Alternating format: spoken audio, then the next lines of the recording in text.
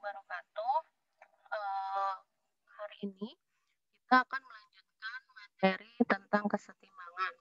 Setelah kemarin kita membahas tentang apa pembahasannya tentang pengertian dari kesetimbangan sampai dengan KC ya. Nah, hari ini kita akan membahas tentang KP sampai dengan pergeseran kesetimbangan gitu. Oke, kita mulai untuk pembahasan hari ini. Bismillahirrahmanirrahim. Nah, di sini kita akan membahas tentang rumus dari tetapan kesetimbangan dari KP gitu ya, tetapan parsial. Sini KP merupakan perbandingan atau hasil bagi antara tekanan parsial PX zat-zat ruas kanan dengan parsial dari ruas kiri yang dipangkatkan dengan koefisien masing-masing. Hanya zat yang berfase gas yang diperhitungkan. Zat dengan fase selain gas, itu solid, liquid, dan aqueous, itu tidak perlu dicantumkan dalam rumus tetapan kesetimbangan, tapi diberi nilai 1. Oke, kita masukin rumusnya. KP sama dengan tekanan parsial ruas kanan. Ruas kanan ini di sini apa sih? Biasanya adalah sebagai produk gitu ya.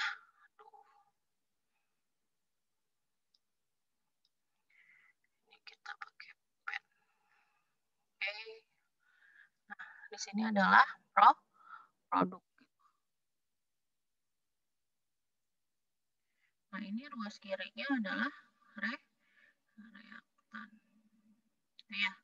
Yang dipangkatkan dengan koefisien masing-masing. Nah, misalkan kita punya 2A fasenya gas dengan B fasenya gas bereaksi kesetimbangan membentuk 2C dalam fasenya gas juga. Nah, KP-nya berarti adalah parsial dari C yang dipangkatkan koefisiennya berapa? 2 per parsial dari A dipangkatin berapa? 2 ya, karena koefisiennya juga 2 dikali parsial dari B gitu. Oke, kita lanjutkan. Kita masuk ke derajat disosiasi. Derajat disosiasi adalah nilai yang digunakan untuk mengetahui berapa bagian zat yang terdisosiasi. Di sini disosiasi adalah terurai ya, Nak. Oke. Untuk derajat disosiasi sendiri, dia simbolnya adalah alfa. Di sini alfanya sama dengan mol zat terurai per mol zat mula-mula. N ini adalah apa? Mol. Jangan lupa N itu adalah simbol untuk mol gitu. Nah, nilai alfa itu ada di antara 0 sampai dengan 1. Contohnya, misalkan kita punya reaksi H2SO2 fasenya gas ditambah dengan O2 fasenya gas juga, ya reaksi berkesetimbangan dengan SO2 koefisiennya 4, dia fasenya gas juga, maka KP-nya berapa gitu ya. Nah, kita masukin aja kayak tadi rumusnya. Berarti kan parsial produk dipangkatkan dengan koefisien per parsial reaktan yang dipangkatkan koefisien masing-masing gitu ya. Jadi di sini parsial dari SO2 pangkat 4 per parsial dari S2O3 pangkat 2 dikali sama parsial O2 pangkat 1 gitu. Oke, kita masuk ke soal berikutnya. Di sini ada CO2 aqueous berkesetimbangan dengan CO2 gas. Maka KP-nya kita masukin kayak tadi produk per reaktan. Cuma di sini karena reaktannya fasenya adalah aqueous, maka di sini per 1. Maka KP-nya cuma PCO2 pangkat 1 gitu ya. Oke, kita lanjutkan. Di sini kita akan membahas tentang penggabungan rumus tetapan kesetimbangan. Dalam menentukan nilai KC, maka setiap persamaan reaksi kimia harus disetarakan gitu ya. Jika persamaannya dibalik, maka nilai KC dari persamaan yang baru adalah kebalikan dari persamaan aslinya. Jadi 1/per dari KC-nya gitu ya. Terus tetapan kesetimbangan ini berarti kalau yang di sini kita tulis adalah misalkan KC2 itu sama dengan 1/KC1 gitu ya. Nah, tetapan kesetimbangan untuk reaksi total di sini adalah KC1 dikali sama KC2 gitu ya. Kalau misalkan reaksinya dijumlahkan maka KC-nya jadi dikali gitu ya. hasil kali tetapan estimalan ini untuk reaksi-reaksi terpisah yang digabungkan. Oke, kita akan lihat contohnya. Nah, contohnya kayak gini. Misalkan kita punya N2 gas ditambahkan dengan O2 gas, dia menjadi NO, 2NO, fasenya gas. Kc-nya misalkan 4,1 kali 10 min 31. Nah, terus reaksinya di sini, wah, ini ada yang kurang ya. Di sini harusnya dipakaikan dengan setengah karena reaksinya di sini dia dikali setengah ya ke bawahnya, gitu ya, atau dibagi 2 gitu. Maka di sini Kc-nya karena reaksinya dibagi 2, maka Kc-nya di sini misalkan ini Kc1, ini adalah Kc2, maka Kc2-nya adalah karena dia dibagi dikali setengah, berarti sini adalah akar dari Kc1 gitu. Atau bisa ditulisnya adalah Kc2 sama dengan Kc1 pangkat setengah gitu ya. Nah, terus yang ditanyakan bagaimana kalau Kc reaksi untuk N2O ditambah setengah O2 menjadi 2NO gitu ya. Kc-nya berapa? Oke. Kita lihat dulu di sini kita pengen N2O-nya ada di sebelah kiri gitu ya. Maka di sini N2O sebelah kiri berarti reaksi harus dibalik ya. Reaksi ini harus dibalik dulu reaksi 2-nya. Maka ini kan ini reaksi ini kita balik nih yang kedua. Reaksinya kita balik. Berarti N2O-nya harus ada di sebelah kiri nih ya. N2O-nya ada di sebelah kiri. Berarti di sini ini setengah ya. N2O-nya. Oh, ini nggak perlu setengah, maaf ya. Ini reaksinya. Oh, oke. Maaf. Ini reaksinya berbeda ya. Ini reaksinya untuk berbeda. Berarti kita nggak bisa. Ini kita hapus aja. Ya, ini maaf, reaksinya dikiranya sama. Ternyata berbeda. Oke. Kita hapus lagi. Saya lupa. Oke, ini ada 2 yang berbeda. Oke.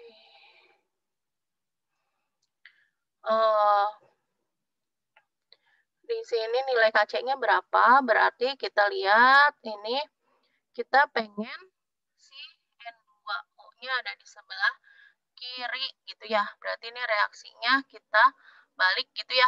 N2O menjadi N2 ditambah setengah O2 gitu ya. Berarti Kc-nya tadi yang udah saya bilang berarti ini jadi 1 per Kc sini ya. Kalau ini Kc1, ini Kc2, berarti ini adalah 1 per Kc2 gitu ya. Oke, dapat segini. Kemudian apalagi yang kita mau di sini? NO-nya sebelah kanan. Oke ya, kita punya data 1, si NO-nya sebelah kanan. Udah sesuai ya, yang sudah kita masukkan saja. Kemudian yang kita tanyakan adalah N2O plus setengah O2 menjadi 2NO gitu ya. Ini yang kita tanyakan.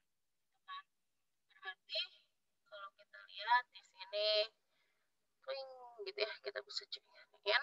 Maka ini N2O gitu ya. Nih N2-nya bisa dicoret ya.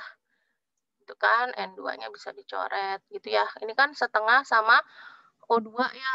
Ini setengah habis berarti sisa setengah ya. Ya, turun dia setengah menjadi 2NO gitu ya. Nah, karena ini hasil penjumlahan, berarti Kc-nya adalah kalau kita masukin berarti misalkan ini kan Kc1 ya. Ini Kc3 ya. Gitu kan karena Kc3 itu adalah setengah 1 per Kc2 gitu ya. Berarti Kc ini adalah karena hasil penjumlahan dari 2 reaksi, maka di sini Kc-nya adalah Kc1 dikalikan dengan Kc3 gitu ya. Oke, nih kan. Berarti 4,1 kali 10 pangkat min 31 dikali dengan 4,2 dikali 10 pangkat 17. Hasilnya adalah di sini 1,7 kali 10 pangkat min 13. Gitu ya. Oke, kita lanjutkan. Nah, sekarang kita masuk ke hubungan antara Kc dan Kp gitu. Untuk sistem yang melibatkan gas, biasanya pengukuran dilakukan dalam temperatur, dalam tekanan, bukan dalam konsentrasi gitu. Dalam hal ini, tetapan dihitung berdasarkan tekanan parsial gas, gitu ya. Berdasarkan rumus gas ideal, PV sama dengan nRT, maka P-nya adalah M dikali R kali T. Molaritas itu apa ini? Ini ya, kita kan bisa turunin ya. Per V ini ya. Maka N per V-nya kan ini adalah molaritas gitu ya. Nah, terus Kp-nya berarti di sini ini C ya, gitu ya, Mc. Nah, coretlah ini ya. M konsentrasi C dikali R sama T pangkat 2 karena kan di sini dia koefisiennya 2 gitu ya. Oke. Per di sini MA kali RT pangkat 2 karena dia juga di sini A-nya 2. Kemudian dikali apa ini? MB ya. MB dikali RT gitu ya. Oke. Maka kita dapat di sini kita turunkan rumusnya seperti ini. Ini kan ini kita bisa apa? Ini adalah M ini adalah konsentrasi, kita ganti jadi kurung kurawal gitu ya. Di sini per A pangkat koefisiennya di sini 2 dikali B pangkat koefisiennya 1 gitu ya. Oke, nih oh ya, oke supaya kalian gak bingung kita tulis aja reaksinya. Misalkan di sini adalah si yang ini reaksi awal nih ya, 2A ditambah B yang menjadi apa? C gitu ya. Gitu kan. Ini gas. Dia juga sama gas. Dia juga gas gitu ya supaya kalian gak bingung. Ini RT-nya kita gabungkan gitu ya. Berarti ini kan RT-nya pangkat 2 di sini ini RT-nya jadi R2 ini RT2 ini dikali RT. Maka di sini kita masukin Kp sama dengan Kc dikali RT pangkat 2 min 3 gitu ya. Nih, karena kan dia RT-nya pangkat 2, ini T-nya pangkat 3 ya. Kalau kita pindahkan ke atas kan pangkatnya jadi minus ya. Gitu. Maka kita dapat di sini ini Kp adalah, kita punya rumus, Kp adalah hubungan Kp dengan Kc adalah Kp sama dengan Kc dikali RT pangkat delta N. Gitu ya. Delta N ini adalah koefisien produk yang dikurangi dengan koefisien reaktan. Di sini ada ini ya rumusnya. Nah, kalau Kc-nya tinggal dibalik aja gitu ya. Jadi 1 per RT pangkat delta N ini lupa ya, harusnya dikali dengan Kp gitu. Ya. Maka ini dapat hubungannya Kc-nya. Terus, oke, jika delta, ini bukan dn ya, tapi delta.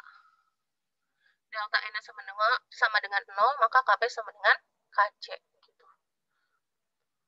Nah, di sini ada contoh hubungan Kp dan Kc. Bisa kalian lihat, reaksi N2 ditambah 3H2 menjadi 2NH3, di mana delta H-nya adalah minus 92 kJ.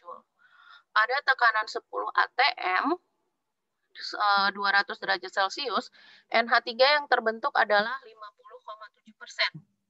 Hitunglah Kp dan Kc pada reaksi kesetimbangan tersebut. Tekanan totalnya adalah 10 atm. Itu. Tekanan total di sini adalah parsial dari NH3 ditambah parsial dari N2 ditambah sama parsial H2 gitu. Nah, di sini kita bisa lihat parsialnya, parsial dari NH3 ini kan hasil penguraian gitu ya. Ya. Dari tekanan totalnya berarti dia bilang hasil terbentuk penguraian, maaf, terurai. Ini terbentuk. Berarti di sini 50,7% dari tekanan total gitu ya. Dapat 5,07 atm. Nah, pH2 ditambah PN2 itu kan di sini dari total yang 10 atm dikurangi 5,07. Nah, totalnya adalah 4,93 atm. Karena banyaknya molekul N2 dan H2 itu adalah perbandingan 1:3, maka parsial dari N2 adalah 1/4 kan 1 per total ya, totalnya 1 plus 3, 4 gitu ya. Maka di sini 1/4 dikali 4,93 atmosfer, dapat hasilnya adalah 1,23. Kemudian parsial H2 adalah 3/4 dikali 4,93 gitu ya. Dapat hasilnya 3,70 atm gitu. Nah, KP-nya tinggal kalian masukin ke rumusnya kayak tadi, parsial produk pangkat koefisien per parsial reaktan yang dipangkatkan dengan koefisien kayak gitu. Dapat hasilnya KP-nya sekian ya. Nah, gimana dengan KC-nya? Ya tinggal kita masukin ke rumus tadi ya, hubungan antara KP dengan KC. KC itu adalah KP dikali 1 per RT yang dipangkatkan dengan delta N. R-nya adalah tetapan Raoult 0,0821. Suhunya kita ubah ke Kelvin ya. Berarti derajat Celcius ditambah 273. Delta N-nya berapa? Kanan kurang kiri. 2 dikurangi 4. Dapatlah min 2. Kayak gitu. Ya, nanti kalian bisa cari KC-nya berapa. Oke. Nah, sekarang kita masuk ke pergeseran kesetimbangan. Nah, ini ada asas legat liar. Ya. Nah, di sini Henry Louis Leclerc, dia jika terhadap suatu kesetimbangan dilakukan aksi atau tindakan tertentu, maka sistem itu akan berubah sedemikian rupa sehingga pengaruh aksi tersebut akan menjadi sekecil mungkin gitu ya. Nah, ini adalah asas dari Leclerc gitu ya. Jika suatu reaksi kesetimbangan dapat digeser ke arah yang kita kehendaki dengan cara mengubah konsentrasi salah satu zat dengan mengubah suhu dan dengan mengubah tekanan atau volume gitu. Karena sesuai dengan asas Leclerc ini. Oke. Faktor-faktor yang mempengaruhi kesetimbangan. Di sini ada konsentrasi, ada suhu, ada volume, ada tekanan. Ya. Jika konsentrasi ditambahkan di ruas kanan, maka kesetimbangan akan bergeser ke kiri.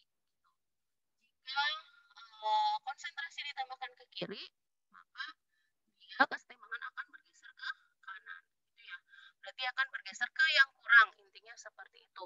Kalau untuk suhu, jika suhu dinaikkan, maka dia akan bergeser ke endotherm. Gitu ya. Untuk kiri kanannya ini nggak perlu gitu ya. Kalau endo kan kita lihat aja bergeser ke endo berarti yang ke delta H-nya positif gitu ya. Kalau exo itu delta H-nya negatif gitu ya. Terus kalau volume diperbesar, maka dia akan bergeser ke arah yang koefisiennya lebih besar.